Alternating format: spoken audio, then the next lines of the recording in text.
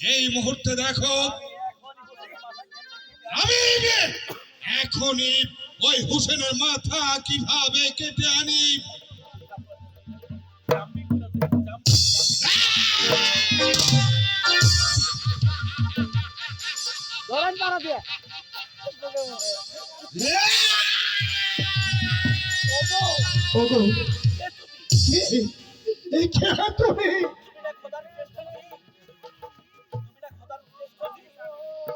তুমি না খোদার শ্রেষ্ঠ জীব,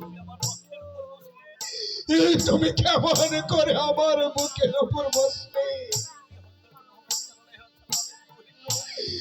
নূর নবী হযরত মুহাম্মদ সাল্লাল্লাহু আলাইহি ওয়াসাল্লামের দহিত্র, তুমি ইমাম হোসেনের বুকের উপর পা রাখলে। তোমার কি পরকালের ভয় নেই?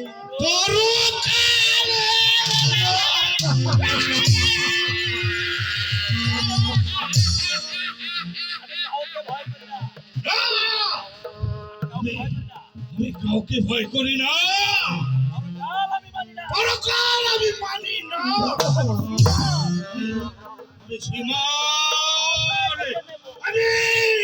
আমি বিশ্বত্রাসী আমি তোর শির দ্বিখণ্ডিত করব না।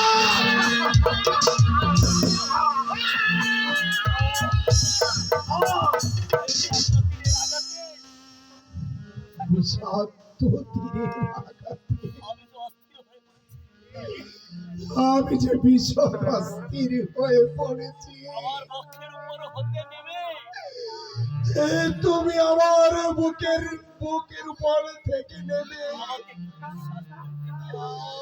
আমাকে দয়া করে একটু নিঃশ্বাস ফেলতে দাও।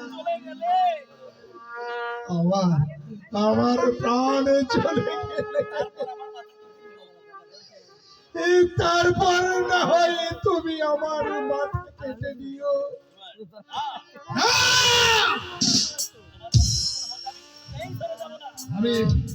আমি তোমার বক্ষের উপর থেকে কিছুতেই সরব না। তোমার অন্য কোনো কথা থাকলে বলো।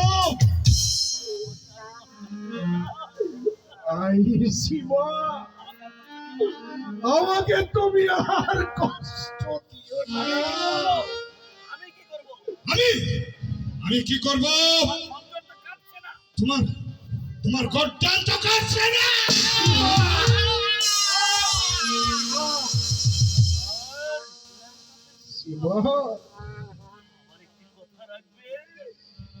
তুমি কি আমার একটি কথা রাখবে? বলো বলো, কি বলতে চাও তুমি বলো। ভাই শিবা,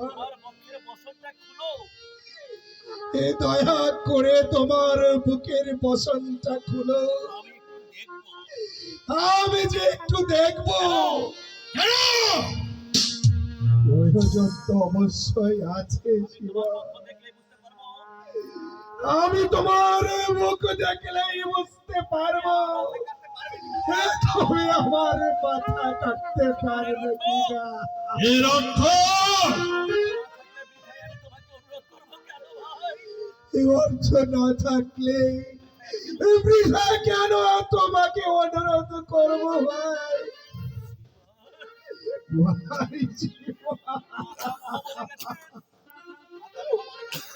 আমার মাতা মহ বলে গেছে, রক্ত মাংসে গঠিত হলেও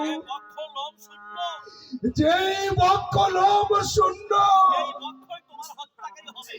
সেই বক্ষই যে তোমার হত্যাকারী হবে।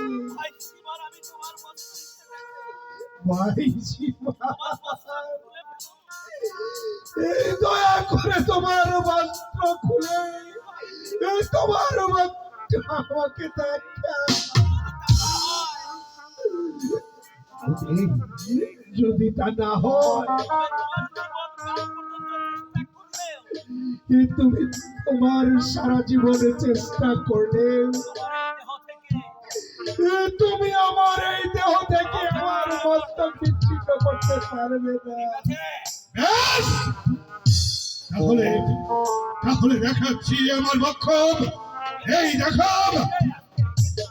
কিন্তু এতে আমার কি লাভ? লাভ ছিল অনেক অনেক ভাই সোনা। আমি তোমার গায়ে স্পর্শ করে কথা দিচ্ছি,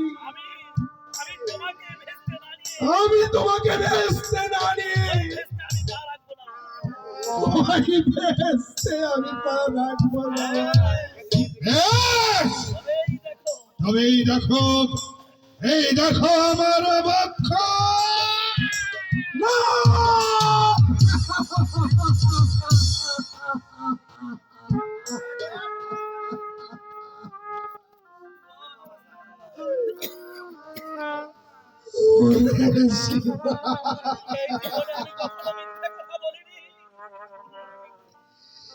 এই জীবনে আমি কোনোদিন মিথ্যা কথা বলিনি।